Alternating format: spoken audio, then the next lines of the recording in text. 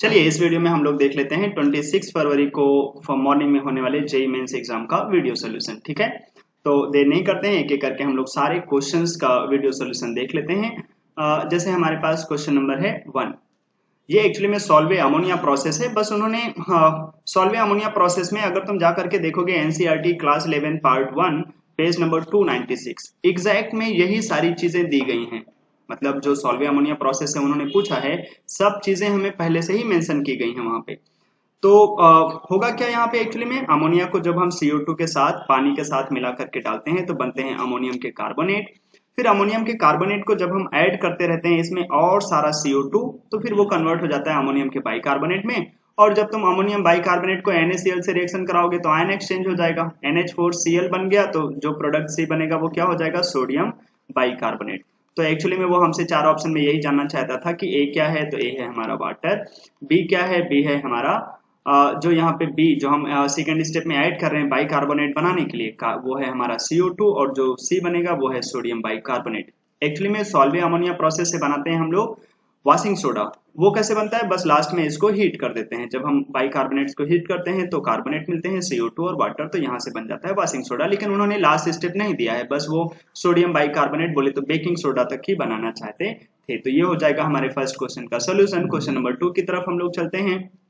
Question number 2 में हमें दो स्टेटमेंट दिए गए थे। हमसे बोला जा रहा था ऑर्थो नाइट्रोफिनॉल जो है वहां पे इंट्रामोलिकुलर हाइड्रोजन बॉन्डिंग होती है। तो बच्चा बच्चा जानता है इस सारी चीजों को। ऑर्थो नाइट्रोफिनॉल हो, ऑर्थो सैलिसिलिक एसिड हो, ऑर्थो हमारे पास सैलिसिल्डिहाइड हो, तो इसमें क्या होते हैं, जो ये OH के H होते हैं वो NO2 के O के साथ इंट्रामोलिकुलर हाइड्रोजन बॉन्डिंग कर जाते हैं। तो first statement is correct. Second statement की जहां तक हम बात करें, बोला जा रहा है अपने से ortho nitrophenol has high melting point due to hydrogen bonding. ये बात गलत है। सबसे पहले तो ऑर्थो नाइट्रोफिनॉल की हाइड्रोजन बॉन्डिंग की वजह से वहां पे मेल्टिंग पॉइंट ज्यादा होता है, ये बात गलत है। तो हमारे पास जो स्टेटमेंट नंबर 1 है वो तो है करेक्ट, स्टेटमेंट नंबर जो 2 है वो है गलत।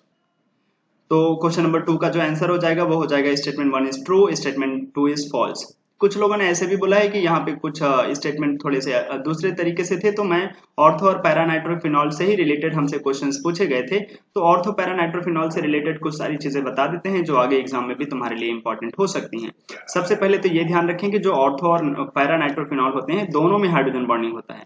बस यहाँ पे अंदर अंदर हो जाता है, इसलिए बोलते हैं यहाँ इंट्रामोलिकुलर हाइड्रोजन बॉन्डिंग होती है, यहाँ पे बाहर बाहर यहाँ पे इंटरमोलिकुलर हाइड्रोजन बॉन्डिंग। इन दोनों में से कौन, जहां पर इंटरमोलिकुलर हाइड्रोजन बॉन्डिंग होती है उसका बॉइलिंग पॉइंट मेल्टिंग पॉइंट रहता है ज्यादा, जहां पे इंटरमोलिकुलर हाइड्रोजन बॉन्डिंग होता है। ठीक है, क्योंकि वहां पे नेट में अट्रैक्टिव फोर्सेस बहुत ज्यादा होते हैं। इसी का बॉइलिंग पॉइंट ज्यादा मिलेगा, इसी का ही मेल्टिंग पॉइंट जैसा भी ज्यादा मिलेगा, किसका, जो हमारे पास इंटरमोलिकुलर हाइड्रोजन बॉन्डिंग करने वाले पैरानाइट्रोफिनॉल हैं। कभी पूछता है एसिडिक स्ट्रेंथ किसका ज्यादा है, तो इसका H अंदर ही अंदर हाइड्रोजन बॉन्डिंग कर जाता है, लेकिन ये अंदर अंदर हाइड्रोजन बॉन्डिंग नहीं करता, इसलिए इसका H निकलना आसान होता है। जो पैरानाइट्रोफिनॉल है उसकी एसिडिक स्ट्रेंथ रहती है ज्यादा, अच्छा एसिड होता है कौन, जो हमारे पास है पैरानाइट्रोफिनॉल। ठीक है, तो स्टेटमेंट नंबर मतलब जो हमारे पास ऑर्थोनाइट्रोफिनॉल और पैरानाइट्रोफिनॉल है। एक छोटी सी चीज और पूछी जाती है, कौन पानी में ज्यादा डिजोल्व होगा, जो अच्छा एसिड होगा। कौन अच्छा एसिड है, पैरानाइट्रोफिनॉल, तो ये पानी में अच्छे से डिजोल्व होगा। तो क्वेश्चन नंबर 2 का जो आंसर हो जाएगा वो तो हो जाएगा फर्स्ट ऑप्शन। चलते हैं क्वेश्चन नंबर 3 की तरफ। बीटा एलिमिनेशन के ऊपर क्वेश्चन है, हमसे पूछ रहा है पी बताएं। बहुत ही शानदार, बहुत लल्लू टाइप का। इस बार पूरा का पूरा जेईई मेंस का जो सीरीज है उसमें कुछ क्वेश्चंस अच्छे भी आए हैं, बहुत सारे क्वेश्चंस बहुत लल्लू टाइप के, मतलब वो जेईई के लेवल के जैसे नहीं थे। तो जब हम इसमें सोडामाइड डालेंगे तो क्या होगा, बीटा एलिमिनेशन जैसा हो जाएगा, अल्फा से हेलोजन, बीटा से हाइड्रोजन निकल जाएंगे, बन जाएगा हमारे पास प्रोपाइन। अब हम प्रोपाइन को जब हम आयरन में डालेंगे red hot tube of iron में, तो क्या हो जाते हैं, ये एरोमेटाइज हो जाते हैं। तीन मॉलिक्यूल्स मिलकर के क्या बना लेते हैं, मेसिटिलीन का। और बहुत इस पर जैसे अगर हम एसिटिलीन लेकर जाते हैं तो बेंजीन बन जाता है, और ऐसे तुम जब प्रोपाइन गैस लेकर जाओगे तो वो मिलकर के red hot tube of iron में जाकर के तीन लोग मिलकर के बना लेते हैं मेसिटिलीन, जो है हमारे पास ऑप्शन नंबर सेकेंड में। क्वेश्चन नंबर 4 की तरफ आगे चलते हैं। हमसे जानना चाहता है कि ब्लड जो है ना, वो हमसे जानना चाहता है एक्चुअली में जो विटामिन के है, अगर हम एनसीईआरटी में जाकर के देखेंगे बायोमोलिक्यूल्स में, तो विटामिन के बारे में कुछ उन्होंने यूजेस दे रखे हैं। विटामिन के अगर हमारी बॉडी में ना हो, विटामिन के क्या करता है, जो हमारी बॉडी में ब्लड है ना उनके एक जगह पे जमने नहीं देता है। कभी कभी देखो हाथ पैर में कहीं पे जब चोट लग जाता है अचानक, तो वहां पे ब्लड जो है वहीं पे जम जाता है। जबकि अगर विटामिन के ज्यादा रहता है, मतलब अगर हमारे पास विटामिन के है तो वो ब्लड को एक जगह पे जमने से रोकता है, ब्लड सर्कुलेशन बनाए रखने के लिए बहुत रिस्पॉन्सिबल है विटामिन के। तो जब विटामिन के कम हो जाते हैं तो ब्लड जो है एक जगह पे जमने लग जाते हैं due to the deficiency of vitamin K blood का एक जगह पे जमना स्टार्ट हो जाता है, ब्लड क्लटिंग स्टार्ट हो जाता है। और उसी के बारे में वो हमसे जानना चाहता है क्वेश्चन नंबर 4 में, which metal is use, which metal नहीं विच विटामिन होना चाहिए यहाँ पे, which vitamin is use in coagulation of blood, वो होता है विटामिन के। ठीक है, क्वेश्चन नंबर 4 में हो जाएगा answer first option. Question number 5 की तरफ चलते हैं। तुम चाहते हो कि तुम्हारे पास एक एरोमेटिक कंपाउंड लिखा हुआ है, बीच में Cl लगा है और यहाँ पे साइड में इथाइल ग्रुप लगा है, उसका ब्रोमिनेशन करा रहे हैं, ब्रोमीन सनलाइट, Br2 हैलोजन, मतलब Br2 सनलाइट। इससे क्या होता है, इससे जो हमारे पास एलाइलिक या बेंजाइलिक कार्बन के पास लगे हुए हाइड्रोजन होते हैं वो रिप्लेस हो जाते हैं ब्रोमीन से, और कुछ नहीं होगा। तो जो यहाँ पे CH2 था वहां से एक H हट करके वहां पे लग जाएगा Br, आंसर हो जाएगा सेकंड ऑप्शन। क्वेश्चन नंबर 5 में आंसर हो जाएगा सेकंड। क्वेश्चन नंबर 6 की तरफ हम लोग आगे चलते हैं।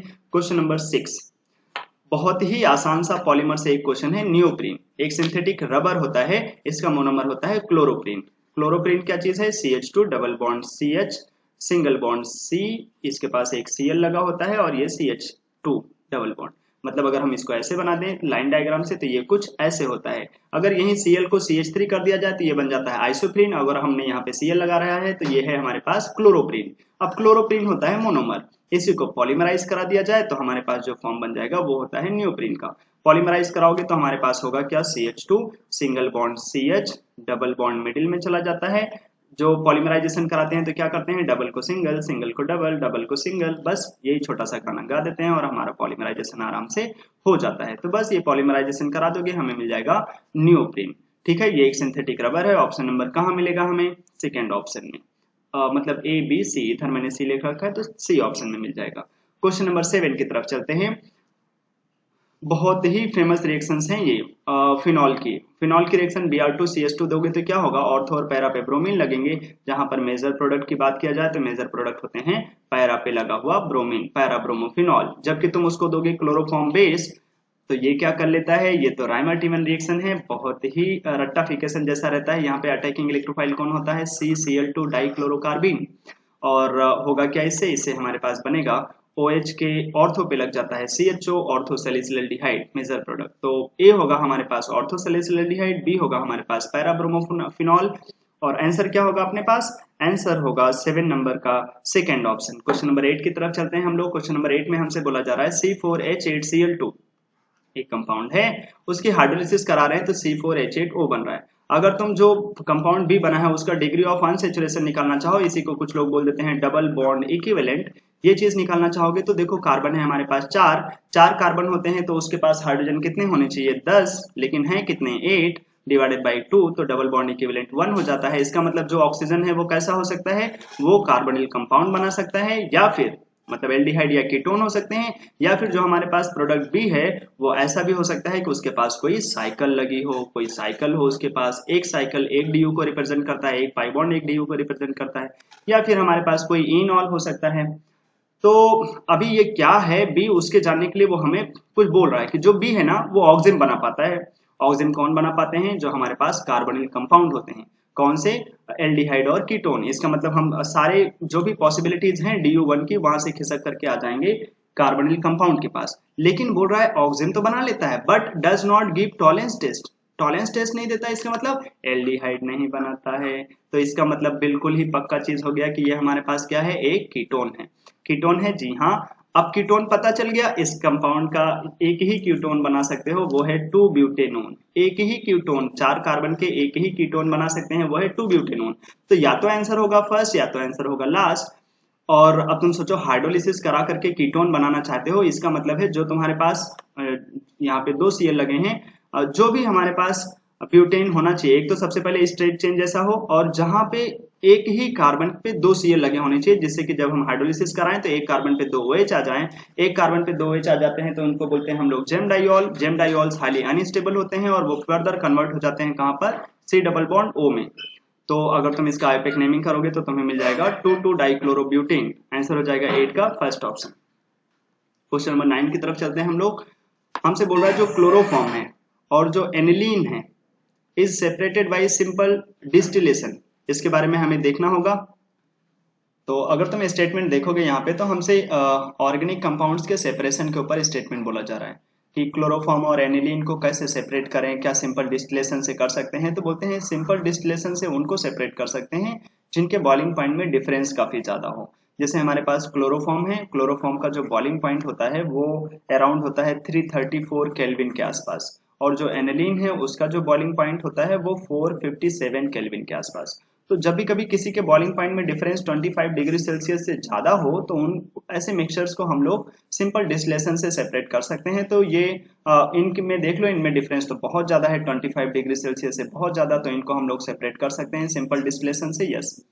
सेकेंड स्टेटमेंट हमसे बोला जा रहा है when we separate water and aniline by steam distillation. ऐसे एनिलीन का बॉइलिंग पॉइंट जो होता है ना वो 457 केल्विन के आसपास होता है, लेकिन जब हम ये मिक्सचर बनाते हैं ना वाटर और एनिलीन का, तो ये जो पूरा मिक्सचर है वो बॉयल होता है केवल और केवल 98 डिग्री सेल्सियस पे। और ये बिल्कुल फैक्ट जैसा होता है, केवल 98, मतलब वाटर का बॉइलिंग पॉइंट कितना है 100 डिग्री सेल्सियस, लेकिन इस टाइम पे एनिलीन कितने पे बॉयल हो रहा होगा 98 डिग्री सेल्सियस पे। तो ये फैक्ट जैसा होता है कि when we separate water and aniline by steam distillation aniline boils below its boiling point. ये भी एक करेक्ट स्टेटमेंट होता है।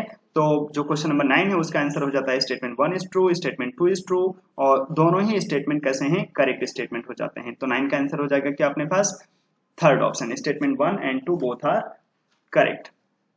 क्वेश्चन नंबर 10 की तरफ चलते हैं। हमसे जानना चाहता है which statement is false. Kjeldahl method से हम लोग नाइट्रोजन का एस्टिमेशन करते हैं। हाँ, जेल्डाल मेथड के बारे में मैं और थोड़ी सी जानकारी बता दूं कि अगर हमारे पास किसी कंपाउंड में NO2 ग्रुप लगा हो, कहीं पर एजाइड ग्रुप लगा हो, कहीं पर हमारे पास किसी कंपाउंड में साइकिल बना हो और साइकिल के अंदर हमारे पास नाइट्रोजन लगे हों जैसे पिरिडीन, और कभी हमारे पास डाइजोनियम के सॉल्ट हों, ऐसे कंपाउंड को कभी भी हम लोग जेल्डाल मेथड से इन कंपाउंड्स में नाइट्रोजन का एस्टिमेशन नहीं कर सकते। नाइट्रो एजाइडो मतलब जो हमारे पास N3- करके जो ग्रुप होते हैं साइकिल में जो नाइट्रोजन होते हैं, और एजो करके, ठीक है, एजो मतलब जैसे बेंजीन डाइजोनियम क्लोराइड जैसे N2+Cl- जैसे जो हमारे पास कंपाउंड्स हैं, इनका एस्टिमेशन नहीं कर सकते हैं। और जो भी कंपाउंड्स में जहां पे N लगा होता है उनका हम एस्टिमेशन जेल्डाल मेथड से कर सकते हैं। ठीक बात है ये। सेकेंड बोल रहा है जो कैरियस ट्यूब है उसका यूज करते हैं फॉर एस्टिमेशन ऑफ सल्फर। हाँ, कैरियस ट्यूब्स जो होते हैं उनका हम यूज करते हैं कैरियस ट्यूब का सल्फर और साथ में हेलोजन का एस्टिमेशन करने के लिए। और थर्ड स्टेटमेंट है कैरियस ट्यूब का जो हम यूज करते हैं वो नाइट्रोजन के एस्टिमेशन के लिए। ये स्टेटमेंट गलत हो जाएगा, नाइट्रोजन के लिए नहीं, सल्फर और हेलोजन के लिए करते हैं। और phosphoric acid is precipitated by adding magnesia. Magnesia होता है MgO जैसा part, magnesium in water, magnesium hydroxide जो बनते हैं उसी को बोलते हैं मैग्नीशिया। सस्पेंशन में होना चाहिए, थोड़ा सा कम सॉल्युबल होता है पानी में, प्रेसिपिटेट जैसा रहता है, उसी को बोलते हैं मैग्नीशिया। तो जब हम फॉस्फोरिक एसिड में डालते हैं मैग्नीशिया तो ये एक प्रेसिपिटेट बना लेता है Mg2P2O7। एक फैक्ट बताएं तुम्हें, मैग्नीशियम के कंपाउंड बहुत ही कम प्रेसिपिटेट मिलते हैं अमोनियम के और मैग्नीशियम के। ये मैग्नीशियम का एक प्रेसिपिटेट होता है, मैग्नीशियम पायरोफॉस्फेट, येलो कलर का प्रेसिपिटेट है। यहाँ पे प्रेसिपिटेट करने का एक तरीका और होता है फॉस्फोरस के एस्टिमेशन में, वो होता है कि हम अमोनियम का फॉस्फेट बनाएं, अमोनियम फॉस्फेट, और इसमें मोलिब्डेट ऐड करते रहते हैं, मोलिब्डेनम के ऑक्साइड्स MoO3। अगर तुम मोलिब्डेनम को अच्छे से जानते होगे तो ये डी ब्लॉक में होता है क्रोमियम वाली फैमिली का, क्रोमियम, मोलिब्डेनम और टंगस्टन, ये तीनों के ऑक्साइड तुमने CrO3 जैसे सुना होगा, ऐसे MO3 होता है, ऐसे WO3 होता है। तो मोलिब्डेनम के जो ऑक्साइड्स हैं 12 मोलिब्डेनम ऑक्साइड्स अमोनियम फॉस्फेट में मिल करके एक प्रेसिपिटेट बना देते हैं, येलो कलर का प्रेसिपिटेट। ये प्रेसिपिटेट भी याद रखते हैं लोग, जब भी कभी एग्जाम में इस प्रेसिपिटेट की बात करें तो ये भी एक येलो प्रेसिपिटेट होता है और फॉस्फोरस के एस्टिमेशन में काम आता है। क्वेश्चन नंबर 10 से आगे चलते हैं। 10 का आंसर क्या हो जाएगा, फॉल्स जानना चाहता था, आंसर हो जाएगा थर्ड, क्योंकि कैरियस ट्यूब से हम लोग नाइट्रोजन का एस्टिमेशन नहीं करते हैं, सल्फर और हेलोजन का करते हैं, आंसर हो जाएगा थर्ड। क्वेश्चन नंबर 11 की तरफ चलते हैं। हमसे बोल रहा है एक कंपाउंड है उसके रिएक्शन हम लोग करा रहे हैं हॉट एंड डाइल्यूटेड H2SO4 के साथ, जिससे कि हमें मिल जाता है गैस X। अच्छा, ये गैस कौन सी रिएक्शन रही होगी, डाइल्यूटेड है, इसका मतलब ये कोई ऑक्सीडाइजिंग बिहेवियर नहीं शो कर रहा है। अक्सर जो कंसंट्रेटेड H2SO4 होते हैं वही ऑक्सीडाइजिंग बिहेवियर शो करते हैं और वो खुद SO2 देते हैं।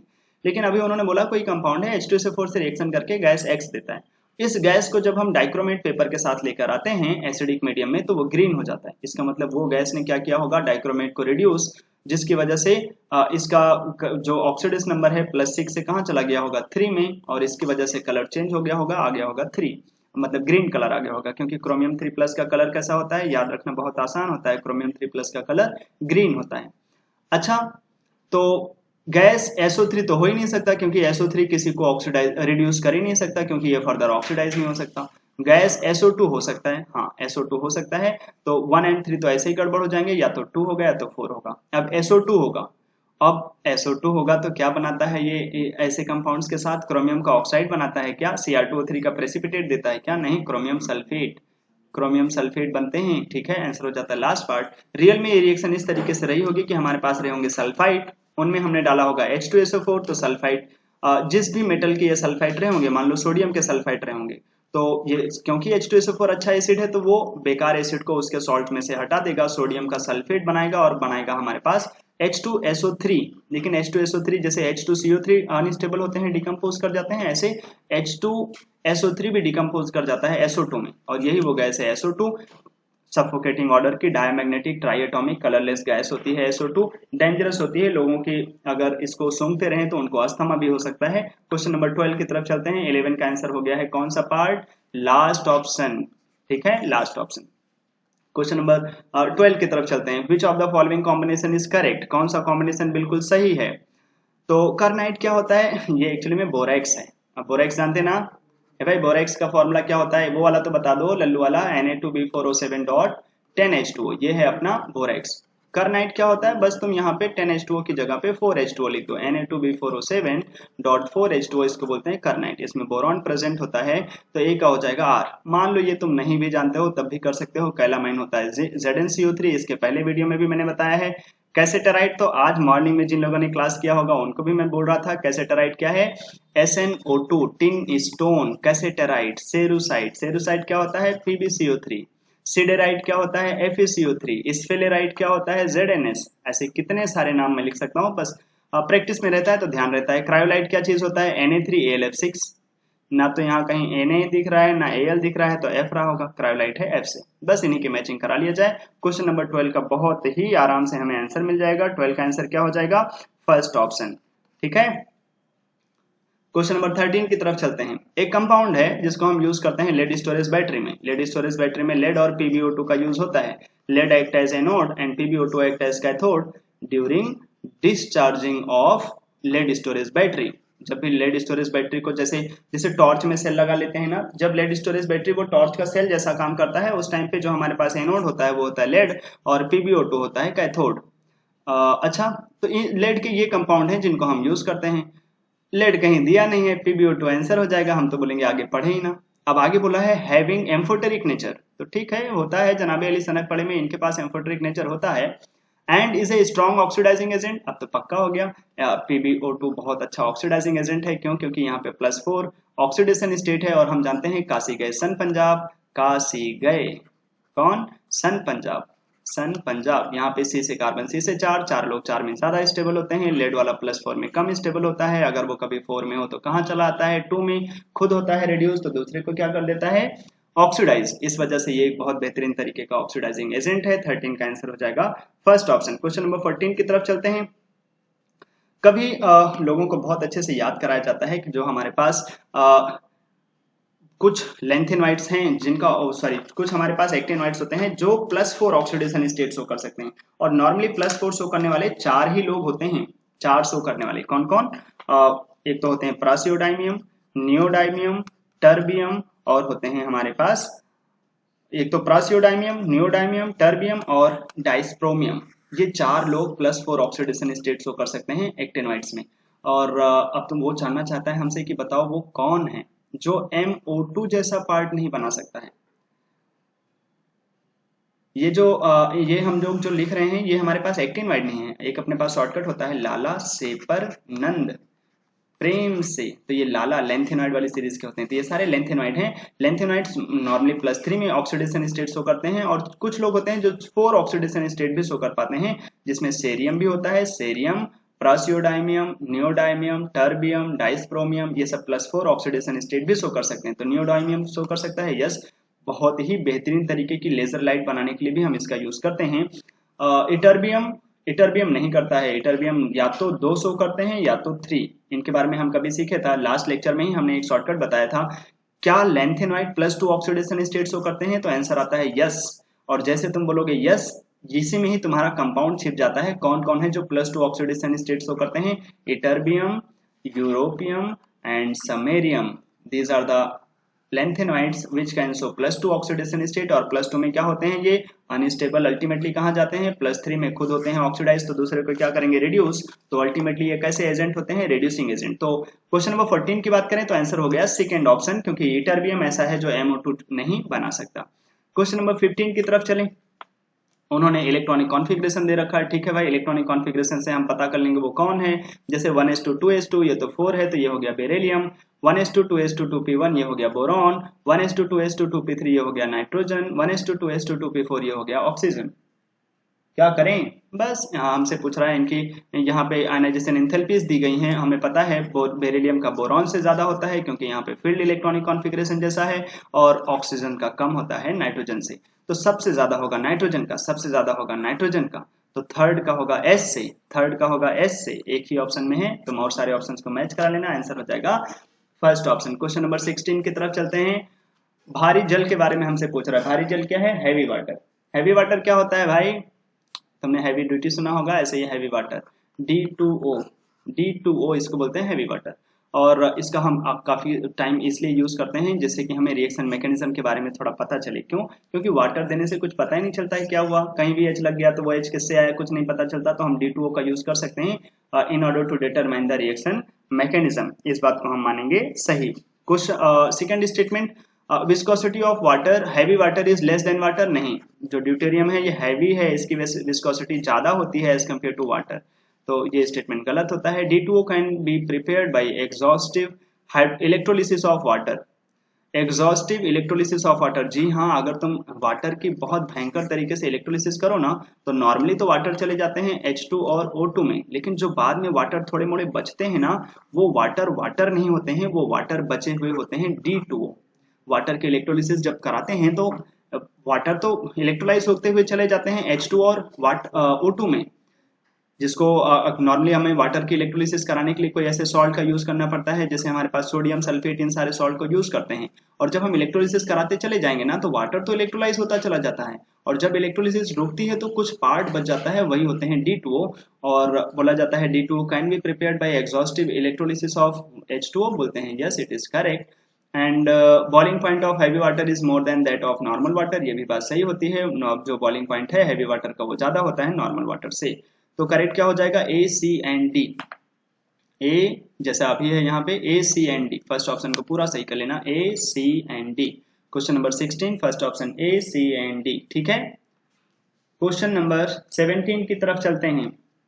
17 हमसे बोला गया है dipole dipole interaction is the only non-covalent interaction force responsible for hydrogen bonding। सही बात है। हाइड्रोजन बॉन्डिंग क्या चीज है? नॉन कोवलेंट मतलब कोई बॉन्ड ऑन थोड़ी ना बनता है, डाइपोल डाइपोल अट्रैक्शन फोर्स ही तो है हाइड्रोजन बॉन्डिंग। सही बात है। Fluorine is most electronegative element, हाँ। और HF में सिमेट्रिकल हाइड्रोजन बॉन्डिंग होती है, ये भी बिल्कुल सही बात है। ये बिल्कुल एक स्ट्रेट लाइन करके ऐसे चले जाते हैं, सिमेट्रिकल हाइड्रोजन बॉन्डिंग जैसा। सिमेट्रिकल कहीं से भी तुम पार्ट डिवाइड करोगे तो जैसा इधर दिखेगा सिमेट्रिकल जैसा हाइड्रोजन बॉन्डिंग करते चले जाते हैं। ऐसा नहीं है कि कहीं से हाइड्रोजन बॉन्डिंग रुक गया है, अलग जैसा है, नहीं। Both statements are correct. Statement 1 and statement 2 both are correct. Answer हो जाएगा हमारे पास सेकेंड ऑप्शन। क्वेश्चन नंबर 18 की तरफ चलते हैं हम लोग। हमसे पूछा जाता है क्वेश्चन पूरा जब हम बोलते हैं तुम्हें, तो क्वेश्चन है for which of the following orbital number of angular nodes and radial nodes are each of 2। मतलब जो एंगुलर नोड है वो भी 2 हैं और रेडियल नोड्स भी 2 हैं। एंगुलर नोड कैसे निकालते हैं? L से। L अगर हमें पता चल जाए तो वो हो जाता है एंगुलर नोड। तो आओ देख लेते हैं इसके लिए एंगुलर नोड कितना होगा। क्योंकि हमारे पास SPDF के लिए L की वैल्यू फिक्स होती है 0, 1, 2, तो इसके लिए एंगुलर नोड हो जाएगा 2, L की वैल्यू 2। अगर हम इसके लिए रेडियल नोड निकालें उसके लिए फॉर्मूला क्या होता है? n-l-1। n की वैल्यू है 5, L की वैल्यू है 2 और ये वैल्यू है 1। तो 5 में से 3 अगर हम कम करेंगे तो आजकल कितना आता है? 5 में से 3 कम करेंगे तो आजकल आता है 2। इट मीन्स एंगुलर नोड और रेडियल नोड कैसे हैं? सेम। तो आंसर हो जाएगा 5D ऑर्बिटल। किस ऑर्बिटल के लिए एंगुलर नोड और रेडियल नोड दोनों ही 2 हो जाएंगे? वो होगा 5 का D। क्वेश्चन नंबर 18 का आंसर हो जाएगा फर्स्ट ऑप्शन। क्वेश्चन नंबर 19 की तरफ चलते हैं। हमसे जानना चाहता है role of ozone in troposphere. क्या करता है, बच्चा बच्चा जानता है ओजोन जो ऊपर है वो क्या करता है, सनलाइट में बहुत डेंजरस रेज आती हैं उनको रोकता है। क्या एक्स रेज आती हैं, नहीं भाई, यूवी रेज, अल्ट्रावायलेट रेज को रोकता है वो, to protect from UV rays. Answer हो जाएगा 19 का फर्स्ट ऑप्शन। क्वेश्चन नंबर 20 की तरफ चलते हैं। विच क्वेश्चन नंबर 20 में पूरा स्टार्टिंग में तो कुछ तुम्हें नहीं दिख रहा होगा, हमसे बोला जा रहा है when dichromate reacts with base. ये तो सिंपल सा है, डाइक्रोमेट को अगर हम बेस दे देते हैं तो क्या होता है, क्रोमेट में चले जाते हैं। उल्टा जब हम क्रोमेट को एसिडिफाइड कर देते हैं तो वो डाइक्रोमेट में चले जाते हैं। बिल्कुल शानदार सी रिएक्शन है। ये कोई रिडॉक्स है क्या, नहीं, इसमें क्रोमियम का ऑक्सीडेस नंबर 6 का 6 ही बना रहता है। तो जानना चाहता है प्रोडक्ट में क्रोमियम का ऑक्सीडेस नंबर कितना, 6, कितना 6। क्वेश्चन नंबर 21 की तरफ चलते हैं। हमसे बोला जा रहा है 3.12 gram of oxygen gas is absorb in 1.2 gram platinum. Platinum का सरफेस लिया है, प्लेटिनम क्या करते हैं, गैसेस को अपनी तरफ एब्जॉर्ब कर लेते हैं, अपने सरफेस पे बिठा लेते हैं, कुर्सी जैसा काम करते हैं। जैसे कुर्सी खड़ी हो इंसान बैठ जाता है, ऐसे ही प्लेटिनम पड़ा हो तो गैस उसके ऊपर बैठ जाती हैं। तो बोल रहा है कि जो हमारे पास 3.12 ग्राम ऑक्सीजन गैस है वो एब्जॉर्ब हो जाता है 1.2 ग्राम प्लेटिनम के ऊपर। ऐसी बात है, जी हाँ। अब आगे पूछ रहा है फिर डिटरमाइन करो वॉल्यूम ऑफ ऑक्सीजन एब्जॉर्ब पर gram of platinum at 1 atmosphere and 300 kelvin temperature. बड़े आराम से बता सकते हैं। पहले तो ये देख लो 1.2 ग्राम प्लेटिनम ने कितना एब्जॉर्ब किया है, कितना वॉल्यूम एब्जॉर्ब किया है, पीवी इक्वल्स टू एनआरटी लगा दें। आओ भाई, प्रेशर कितना है 1 एटमॉस्फेयर, वॉल्यूम कितना एब्जॉर्ब किया होगा पता नहीं, मोल कितना है, वेट हमें पता है 3.12 ग्राम एब्जॉर्ब किया है, तो mass weight upon molecular weight से हमें पता चल जाएगा मोल। आर की वैल्यू 0.082 और टेम्परेचर है 300। यहां से हम लोग सॉल्व कर लेंगे तो हमें क्या पता चलेगा, हमें पता चलेगा इसे सॉल्व करके क्वेश्चन नंबर 19 से जब हम इसे सॉल्व कर रहे होंगे, सॉरी क्वेश्चन नंबर 21 से जब हम इसे सॉल्व करेंगे तो हमें ये पता चलेगा कि कितना वॉल्यूम जो है गैस एब्जॉर्ब किया है 1.2 ग्राम प्लेटिनम ने। 1.2 ग्राम प्लेटिनम ने कितना वॉल्यूम गैस एब्जॉर्ब किया है। तो जब तुम ये निकालोगे इसे सॉल्व करके तो अप्रोक्सीमेटली आ जाता है 2.4 लीटर। अब ये कितने प्लेटिनम ने एब्जॉर्ब किया है, 1.2 ग्राम प्लेटिनम ने एब्जॉर्ब किया है 2.4 लीटर। तो 1 ग्राम ने कितना एब्जॉर्ब किया होगा, वो हो जाएगा 2.4 डिवाइडेड बाई 1.2, बड़े आराम से आंसर आ जाएगा 2। तो आंसर क्या हो जाएगा, लीटर में वॉल्यूम 2 लीटर, आंसर हो जाएगा 2। क्वेश्चन नंबर 22 की तरफ चलते हैं। MnO4 minus H plus 5 electron लेकर के यहां जा रहा है। हमसे जानना चाहता है amount of electricity required in Faraday for the conversion of 5 moles of MnO4 minus into Mn2 minus Mn2 plus में। तो देखो 5 फैराडे लगते हैं 1 मोल के लिए, 1 मोल के लिए लगते हैं 5 फैराडे। तो फिर भाई 5 मोल के लिए कितने फैराडे लगेंगे, इससे आसान क्या हो सकता है, 5 मोल के लिए लग जाएंगे 25 फैराडे। क्वेश्चन नंबर 22 का आंसर हो जाएगा 25 फैराडे। क्वेश्चन नंबर 23 की तरफ चलते हैं। हमसे पूछ रहा है नंबर ऑफ ब्रिजिंग सीओ बता दो। इसमें ब्रिजिंग सीओ कहाँ होते हैं भाई, ब्रिजिंग सीओ अगर चाहिए होता तो क्या लेते हैं हम लोग, कोई बता सकता है, अगर हम लोग ब्रिजिंग सीओ लेते तो क्या लेते हैं वहां पर, तब हम उस टाइम पे ले जाते हैं कोबाल्ट के जो कार्बोनिल्स है उनका डाइमर CO2 CO होल 8, उनके पास होता है ब्रिजिंग CO। यहाँ पे नहीं होता, यहाँ पे तो MN के बीच में बॉन्ड होता है बस। 5 CO एक इस टर्मिनल के साथ लगे होते हैं और 5 CO लगे होते हैं उस टर्मिनल के साथ यहाँ पर, ठीक है, ऐसे बस। और ये सब कोऑर्डिनेट कर देते रहते हैं मैग्नीज को। एक कोवेलेंट बॉन्ड होता है MN के बीच में, ऑर्गेनोमेटेलिक कंपाउंड है, किसकी वजह से, मेटल कार्बन के बीच में बॉन्ड है। नंबर ऑफ CO जो ब्रिजिंग है वो कितने हैं, वो हो जाएंगे 0, बड़ा वाला 0। क्वेश्चन नंबर 24 का आंसर बहुत ही आसान सा क्वेश्चन, डेल्टा H दिया है, फॉरवर्ड एक्टिवेशन एनर्जी दिया है, बैकवर्ड पूछ रहा है। डेल्टा H हमेशा क्या होता है, forward activation energy minus backward activation energy equals to delta H। अगर हमें फॉरवर्ड दिया है तो बैकवर्ड एक्टिवेशन एनर्जी क्या होगा, फॉरवर्ड माइनस ये इधर आकर के हो जाएगा प्लस, तो ये हो जाएगा अल्टीमेटली 20 प्लस 30 आ जाएगा 50 के आसपास। तो 24 का आंसर क्या हो जाएगा, हमें वो मिल जाएगा 50 किलो जूल पर मोल, आंसर हो जाएगा 50। क्वेश्चन नंबर 25 हमें रिएक्शन के लिए डेल्टा H दिया गया है, डेल्टा S दिया गया है। हमसे जानना चाहता है वो मिनिमम टेम्परेचर जहां पे रिएक्शन स्पॉन्टेनियस होगी। जब भी कभी मिनिमम चीज बोला जाता है तो हम डेल्टा G को क्या कर लेते हैं, 0 लिखते हैं, delta H minus T into delta S। अब हमें डेल्टा H पता है 8T, T तो T ही रहेगा, डेल्टा S की जगह पे हम 2T लिख सकते हैं, बस ये जूल में है तो हमें इसे कन्वर्ट करना पड़ता है इंटू 10 पावर माइनस 3, जिससे कि ये बन जाए किलो जूल में। हमेशा एंट्रोपी किस में दिया रहता है, जूल पर केल्विन में, इसीलिए हमें इसे किलो जूल में बनाना पड़ेगा। बस यहाँ से सॉल्व कर लो, टी स्क्वायर समथिंग कुछ मिल जाएगा। सॉल्व करोगे तो इसका जो आंसर मिलेगा, टी निकालना है बस यहाँ से तुम्हें, और कुछ करना नहीं है। तो सॉल्व करेंगे तो टी आता है 200 केल्विन के आसपास। क्वेश्चन नंबर 26 की तरफ चलते हैं। For a gas pressure into Vm minus b equals to RT दिया गया है। तो हमसे जानना चाहता है dz बाई dt, मतलब dz बाई dp क्या होगा एट कांस्टेंट टेम्परेचर। वो आता है xb बाई RT। तो हमसे x की वैल्यू जानना चाहता है क्वेश्चन नंबर 26 में। अगर तुम ध्यान से देखोगे तो तुम्हें पता चलेगा कि ये तो वो गैस की इक्वेशन है जहां पे a की वैल्यू 0 है। इस टाइम पे z कितना होता था 1 प्लस pb अपॉन RT।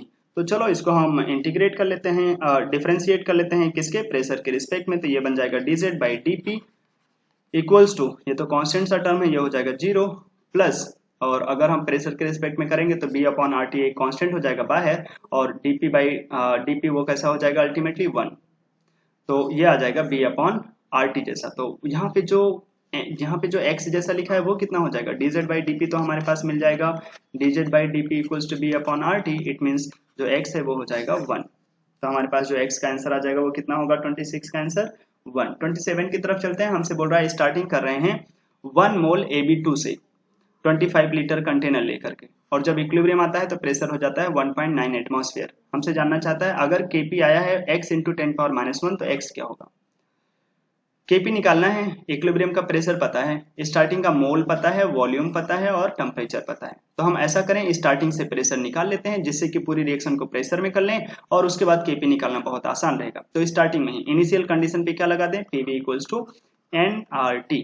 तो स्टार्टिंग में हमें प्रेशर कितना दिया गया है, मतलब स्टार्टिंग में तो प्रेशर नहीं पता है, वही तो निकालना है। वॉल्यूम हमें पता है, वो तो through out the reaction 25 litre रहेगा। मोल्स 1 है।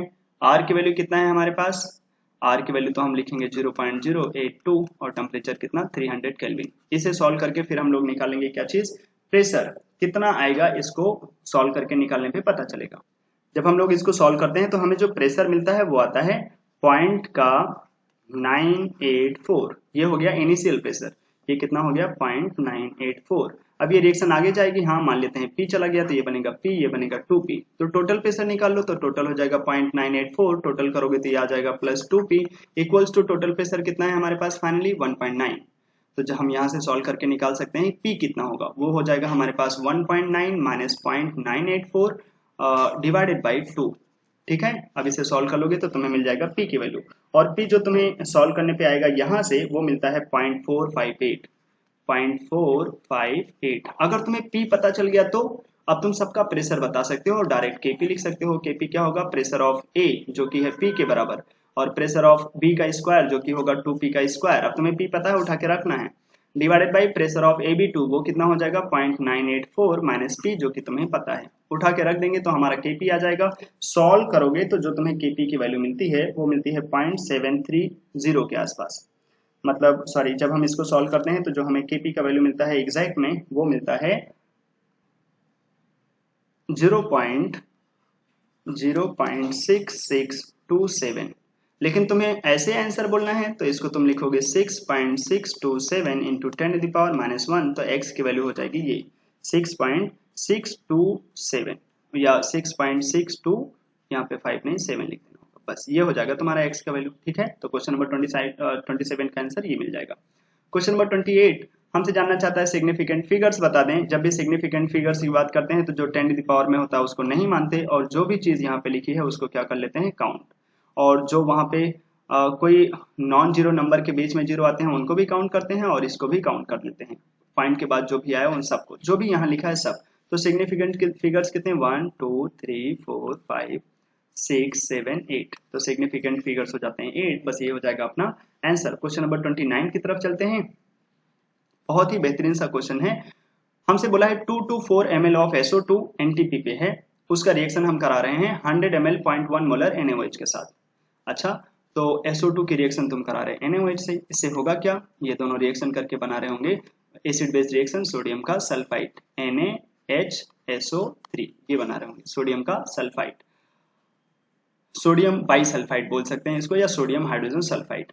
ये है कितना हमारे पास SO2 224 ml है NTP पे, तो वहां से हम बता सकते हैं मोल कितना होगा, क्योंकि हम जानते हैं कि जो NTP पे लिखते हैं volume equals to mole into 22.4 litre जैसा। अगर तुम ml जैसा लिखना चाहते हो तो इंटू 1000 जैसा। तो मोल कितना हो जाएगा, गिवन वॉल्यूम वो है 224 डिवाइडेड बाई 22.4 इंटू 10⁻3। इसे थोड़ा सा सॉल्व करोगे तो ये आ जाएगा हमारे पास 10⁻⁻2 इतना मोल। तो ये इतना है। अच्छा, जितना SO2 होगा, ये कितना है हमारे पास, ध्यान से देखोगे उसके भी मिलीमोल्स कितने हैं, ये मिलीमोल्स आए होंगे अब अपने पास, क्योंकि तुमने ml वाला यूज किया, ये हमारे पास ml में दिया है, ये भी ml में दिया है, और इस टाइम पे हमने निकाला होगा इसका मोल, मोल निकाला होगा, सॉरी, तो ये हमारे पास है मोल, क्योंकि अब ये भी ml है, ये भी ml में है, तो वो तो कैंसिल हो गया होगा, ये मिला होगा हमें मोल में। तो 10⁻² है हमारे पास SO2 का मोल। NaOH कितना है देखो, 100 इंटू 0.1, दोनों को मल्टीप्लाई करोगे तो बनेगा 10 बनेगा मिली मोल में, मोल कितना आ जाएगा 10⁻², दोनों रिएक्शन करके कितना बना लेंगे, सोडियम बाइसल्फाइड 10⁻²। तो एक नॉन वोलेटाइल प्रोडक्ट देते हैं जो कि एक ये पाउडर फॉर्म में मिलता है हमें, जैसे सोडियम बाइकार्बोनेट तुमने सुना है, बेकिंग सोडा, ऐसे ये इसको बोलते हैं खाने को प्रोटेक्ट करने के लिए यूज होने वाला सोडा, ठीक है। NaHSO3 फूड प्रिजर्वेटिव जैसा यूज होता है, फूड प्रिजर्वेटिव जैसा, which is dissolve in 36 gram of water, इसको डिजोल्व किया गया है, इसका इतना मोल है, अब हमें पता चल गया इसका मोल इतना है, और इसको डिजोल्व कहाँ किया गया, 36 ग्राम ऑफ वाटर में।